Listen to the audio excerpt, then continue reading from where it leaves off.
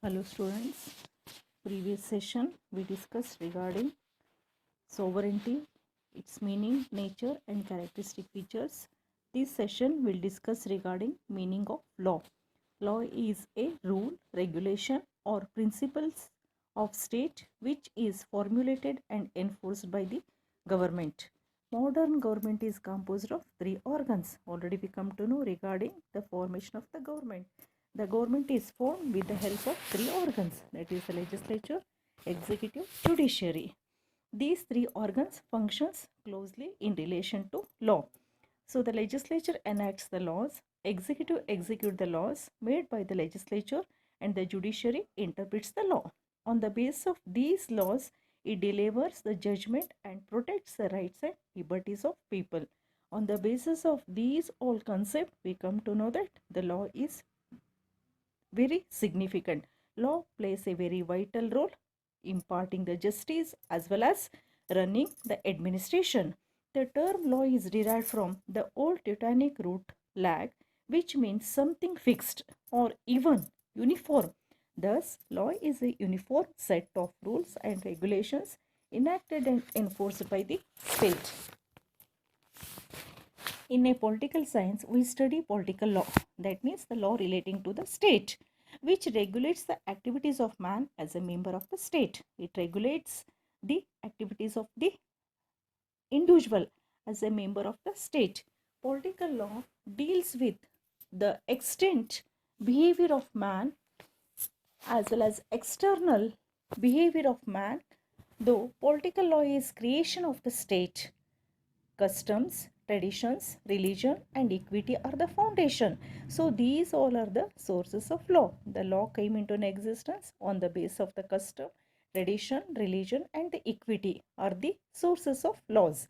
Hence laws are recognized and enforced by the state. Though the earlier stage of the law is in the form of the custom. In course of time, those customs recognized by the legislature and enacted in the form of laws, rules, set of regulations. Then, after discussing the meaning of the law, law is nothing but set of rules and regulations towards controlling human behavior as well as functioning of the state organization. The different definitions cited by the different thinkers, on the basis of that definition, law as a command given by the superior to an officer. So law is nothing but it is an order issued by the higher or the superior officer to the inferior.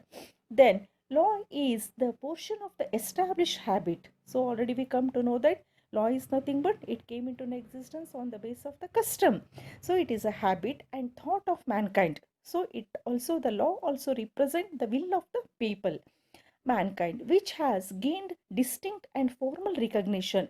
So though it is came into existence on the basis of the will casted by the people, but that will accepted by the state by giving the recognition, legal recognition, then backed by the authority and power of the government.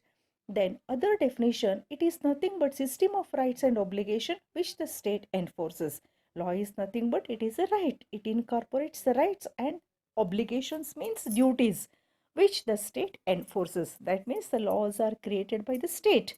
Law is a general rule. It is a general rule of external human action enforced by a sovereign political authority. This definition provides the awareness, the exact meaning of the law. Law is nothing but is a rule commonly applicable to all the people. Then it controls the actions of the individual, external actions of the individual, their behavior, etc. Then it is issued by the head of the state. Head of the state. Then from the above definition, we can come to conclusion that the law exists in a organized political society, that is the state. Law exists in a state, then where it regulates the external behavior of the people. So law exists in a state and controls external behavior of people. Then it is universal. The law is universal applicable to all the individual without any distinction. That is the universal application of the law to all the people without any kind of discrimination on any ground. Before the eye of law, all are equal. Then it is uniform. it is having its own significance. It is uniform, general, and official because it is declared by the, it has enacted by the parliament, that is the government. So it is precise, it is definite, it is accurate, it is written and published. How we can come to know the law? With the help of the publish. So the laws are published in the official gazette, then only we can come to know this law has been passed by the parliament. So it is a written one and published in the official gazette by wide circulation. We can come to know that that type of the law came into existence. It mirrors the wishes of the people. Apart from that, the law resembles the will of the people. So it is a product of the people. It reveals what is the will of the people will come in the form of the law. Then it expresses the will of the state also. Then it is a coercive, and disobedience to law invites the punishment. Sometimes it is in the nature of the force. It makes the people to obey.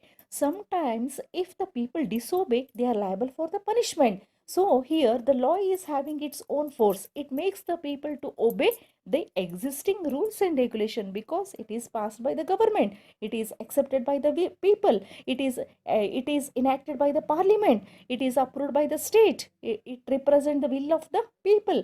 On the basis of that, the law itself makes the people to obey the law. Then violation of the law liable for the punishment. It is meant for the welfare of the people and ensures justice. Why the law is necessary? To impart the justice. With the help of the law we can get the justice, as well as we can get our development of the personality. With the existence of the law protects the interest of the people by bringing the welfare activities. So for the above said reasons, law plays a very vital role in modern state. Then there are different types of class classified on the basis of the opinion, thoughts, different writers, thinkers, and the jurist. Broadly speaking, there are two types of law. One is the national law, another one is the international. There are two types of law. According to the McAver, the law has been classified into national and international law. Again, the national law has been classified into constitutional law and ordinary law. Again, ordinary law has been classified into public and private law. Again, public law has been classified into administrative law and common law.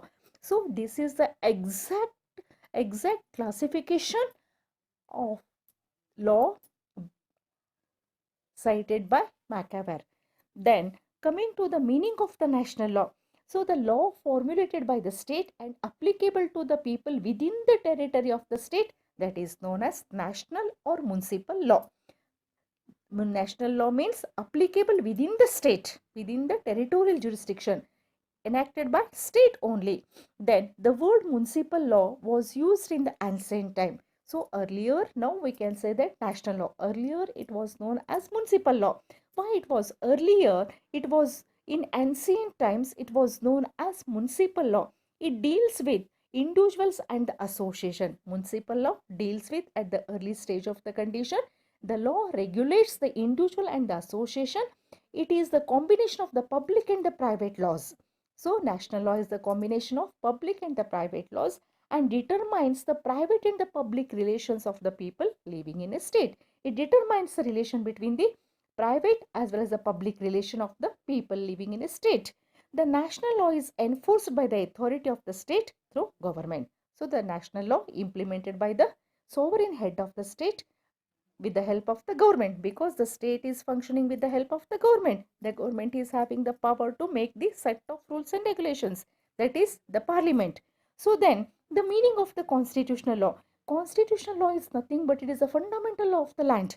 It determines the functions of the government, rights, citizens, and the relationship between the government and the people. So this law, the constitutional law, may be written or unwritten. Constitutional law is the supreme law of the land of the state. It is formed by the representative body called Constituent Assembly. It represents the will of the people. So the constitutional law is the supreme law of the land. So it represents the will of the people who made this law, constitutional law. The Constituent Assembly framed set of rules and regulations. In course of time, those laws are recognized by the state and given the meaning of constitutional law. Then coming to the ordinary or the statutory law. So here the ordinary law is enacted by the legislature of the country, that means the parliament. Day to day administration is carried on the help of this law. It determines the relationship between citizens and between citizens, and the state violation of the law leads to punishment. Violation of ordinary law leads to punishment. The court recognizes this and applies the same to decide the cases of disputes. Then public law, it regulates the relation between the state and the citizens. Public law enforced by the government in the name of the state. It is also enforced by the state. That means the parliament. Then the private law. Private law regulates the relation between the citizens. Private law includes law of contract, law of property, and law of succession. Then coming to the administrative law, it settles the disputes of civil servants in administrative matters through administrative tribunals, the union government, central administrative tribunal, and in state administrative tribunal conducts inquiries relating to service matter. Administrative law is a law relating to the administration. Then coming to the common law is also known as customary law, which is based on custom, usages, and traditions. It is an integral part of law of the state once customs and usages are incorporated in the social life. Common law is nothing but it is a customary law. It is also known by customary law. Then ordinances. Then it is nothing but executive order. Ordinance means order issued by the head of the state or the sovereign head of the state. So issued by executive, not by the parliament, though the parliament is having the power to enact the law, but the ordinance is nothing but it is issued by executive. The head of the state issues the ordinance to meet unforeseen situation when parliament is not in session, though the parliament is having the power to make the set of rules and regulations. Parliament will not in session. Sometimes if the parliament is not working, then that power is given in the hands of the executive. The executive is having the power to issue the ordinances. Those ordinances are in the nature of laws. That means the executive is also having the power to issue the ordinance when parliament is not in session. It holds the same force. Even the order issued by the executive is also having the same force as if it is passed by the parliament.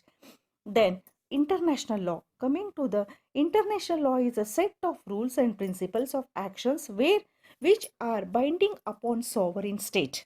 International law is nothing but law relating to the sovereign states. Their relation with one another, unlike national law, international law has no coercive power. They are followed voluntarily. There is no force. Whereas in case of the constitutional law, we have to accept. Violation of constitutional law, we are liable for the punishment. That is not there in case of the international law. There is no coercive force behind accepting the international law. They are followed voluntarily to a certain extent. So sovereign state accepted voluntarily without any binding. It specifies the rights, duties, responsibilities of the countries both in times of peace and war. So international law will come in the way between the sovereign state whenever war broke out between the two states, sovereign state. Other important laws which are taken as precedents by courts and legislature while enacting, delivering the judgment are as follows. Apart from these all laws, other laws, that is the precedents. Precedent is nothing but it is the order issued by the court. In course of time, those precedents will come in the form of set of rules and regulations. Then the law can be classified into moral and legal law. Then laws guide the matter of what is right and wrong, good and bad. So moral law is nothing but it makes the differentiation between good and bad. So one should always speak truth. This is a moral law. Then help poor and needy. There is no sanction of the state behind this. Moral law is not sanctioned by the state. So people accept it on the basis of their own conscience. They accept, they follow, they adopt moral law on the basis of their own conscience, then violation of these laws are not punishable. Violation of moral laws are not liable for punishment. It is based on ethical code, custom, traditions, usages, and public opinion. So, for that purpose, these laws are backed by legal sanction. Then, coming to the legal law, it is has sanction of the state. So, it means legal laws are product of the state. The state has enacted past set of laws. Those laws are known as legal law. Violation of legal law is liable for punishment. For example, tax payment. If we have not paid the tax, then we are liable for the fine or the punishment, whatever the punishment the state provided. Then law is a on the basis of all these definition, law is a of great importance. Macabre has laid down his opinion regarding the significance of the law. Without law, there is no order, and without order, men are lost, not knowing where they go and not knowing what they do. A system of orderly relationship is a primary condition of human life at every level. So, he has laid down the significance of the law. Why the law is very essential to control, to regulate the human behavior, to run the systematic administration. Laws are very essential. Without the law, it will give the way for anarchy, it will create the disorder, then it will lot of disturbance will come into existence in the state organization. For the proper functioning of the state administration, laws are very essential. So these all are the concept relating to the concept of law. Then coming to the other concept, that is the liberty, another political concept. There is no universally accepted meaning and definition for the concept of the liberty. In political science, it denotes freedom. Liberty means freedom to participate in the affairs of the state and to have voice in the self-determination of the state, that is freedom from foreign control. So, liberty means freedom. Freedom in respect of taking the part in the state administration. So, regarding in economics, the concept of the freedom incorporated in different meaning. It is followed by its own significance in depending upon the factors. So whereas in case of the economics, the concept of the liberty, it means freedom from want and starvation and to bridge the gap between the rich and the poor and equal treatment. So when we apply the same concept liberty in economic term, it relates all are entitled to get the minimum wages, all are entitled to get the equal treatment in case of economic matter. So the concept of the liberty viewed from the different factor, from the economic point of view, from the social point of view, from the political point of view. If we look from the political point of view, the term liberty stands providing the liberty to take part in the administration, that is all are entitled to take part in the political organization or this matter relating to the state. So that is the political liberty. Relating to the economic liberty, that means all are entitled to get the equal treatment in case of economic factor, that means minimum wages all. Then here liberty means how socially, economically, politically an individual can avail the facilities. So, in other term, the liberty stands for providing the freedom to avail all the facilities, rights and privileges in the development of his personality. So, the term liberty stands for protection or provides the rights, privileges for their own development of the personality. Without a liberty, we can't protect or we can't develop our own personality. So the liberty plays a very vital role towards the development of our own personality. Liberty is a great ideal principle and an objective. It is a principle as well as objective, which has inspired every generation in the history of mankind. It's not only the concept of the liberty has been incorporated in the modern state or the sovereign state. Earlier also the concept of the liberty was existed. History provides information with the facts and the figures for which many wars, revolutions, demonstrations, movements and agitations were fought by the people to possess and enjoy to the fullest extent to protect their life, property and the liberty. So if we observe so many events occurred in the past on the why they those revolutions occurred, what is the reason why they fought. So for their own protection, for their they struggle for getting the freedom. So take for example, whereas in case of getting the Indian independence, why we fought to get the freedom from, or to get the freedom from the British control. Why when we are in our nation, why we should listen the orders issued by the British? We are also having the freedom. When we are in our nation, we are having the political liberty. So to get the political liberty, so we are the concept was existed since from long time. So as soon as mankind as soon as every generation in the history of the mankind, liberty enables man to develop his personality and to make his life meaningful. The French Revolution 1789 upholds the ideals of liberty, equality, and the fraternity. So, regarding other concept relating to the term liberty, we'll discuss in the next class. Okay.